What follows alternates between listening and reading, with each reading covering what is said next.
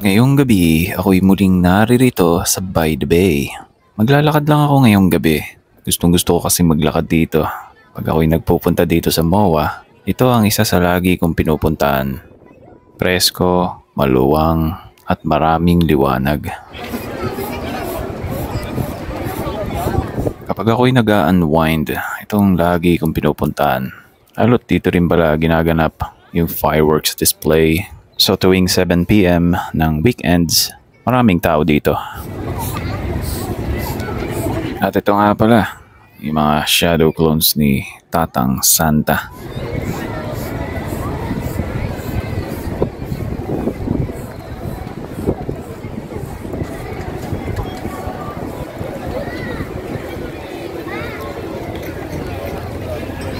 Christmas theme, pinag-aandaan na nila ang December. So yun lang. Bye!